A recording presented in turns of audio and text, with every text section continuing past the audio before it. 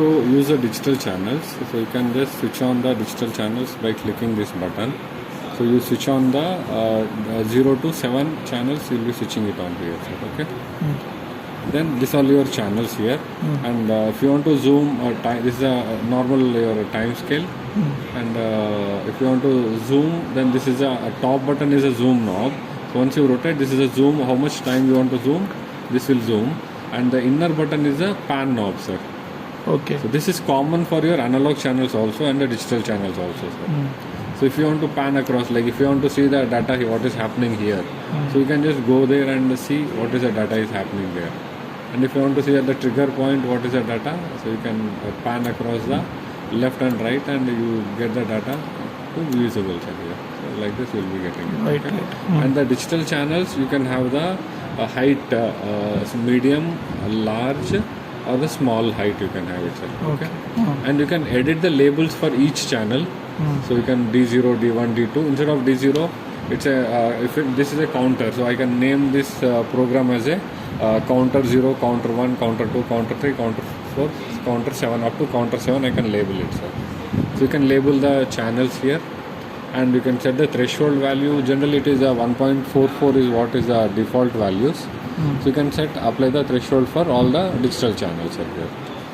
So once you apply the voltage, you will get the digital waveforms here, and you can trigger the digital channels using the this also. So you can trigger use a digital channel also as a trigger source. D0, D1, D2, D3 to up to D15 you have, sir, here. So you can select this all the trigger source also. Okay, any channel we can use as a trigger source. Okay. Then if you, this is what you have here. So in this one you can see, like, easily identify which is high, which is low, which is zero, sir. Okay. I'm just stopping it. So you can see the blue color line, this is a low, and the green is a high, and white is in the transition. Transition in the sense from low to high, it is a transiting moment. So if you take this one, and if you want to put it into a 8-bit or a 16-bit format, then you can do it manually like this. So it's a 0, 1, 0, 0, 1, 0 like that. Or here you have an option for making the parallel bus. So you press the B1 bus and select the parallel bus here, and then define the inputs here. So define the inputs, like how many bits you want to make a parallel bus. It's a 8-bit, 16-bit or 10-bit, whatever the data you are seeing. Based on that you have to select the number of bits. So here it is, my counter is a 7-bit counter. So I'm using the my 7 channels as a counter, sir. Okay.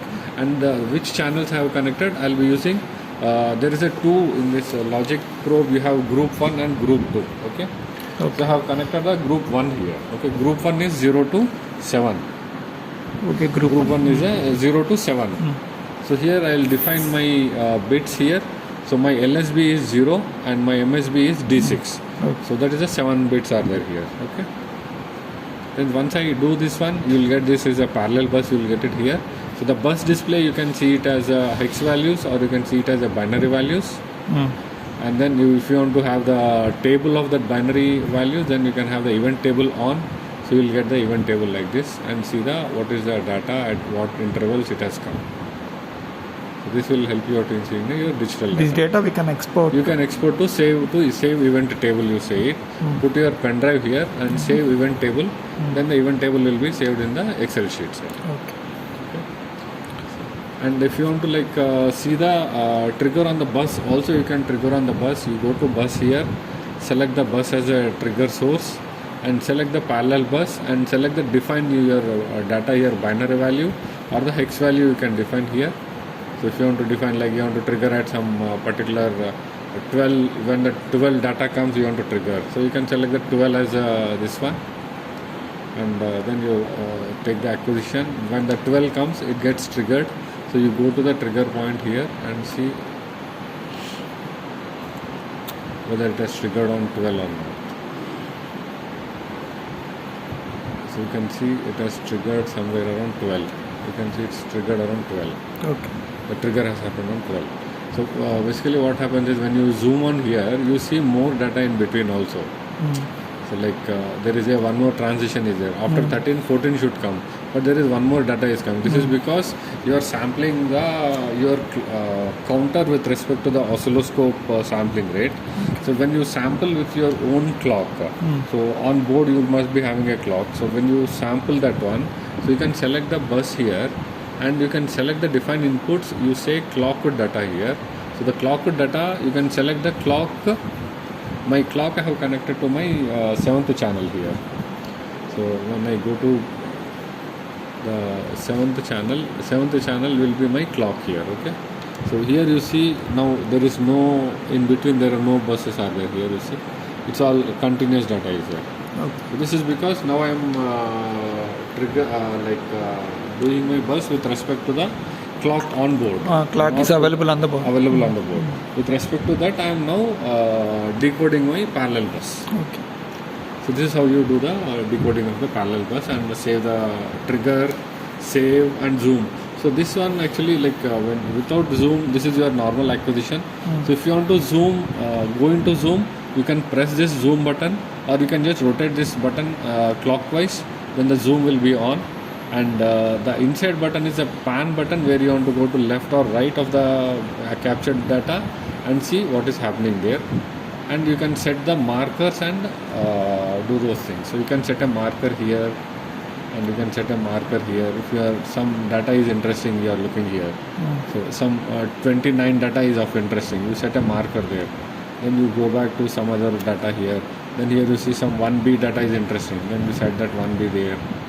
And then some 00, you want to see the clock starting is 00. So there you want to set a dot. So you can just directly jump onto that particular markers with this one like this. Okay. Okay. So I have set a markers there. One I set at 29. One I set at 00.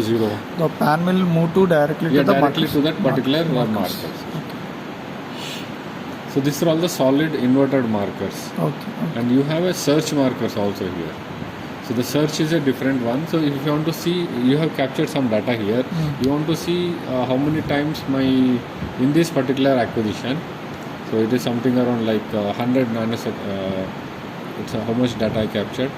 It's 1 microseconds per division. So it's a 10 microseconds. So in 10 microseconds, how many times the 00 have come? The bus has started 00 and ended with 7F. So if you want to search those events, then you can go for the search button here. You select the search on, and then search for the bus. You can select the parallel bus. Then data you can select 0. Then you can select 00 here. Okay. So once you select 00, it has found 8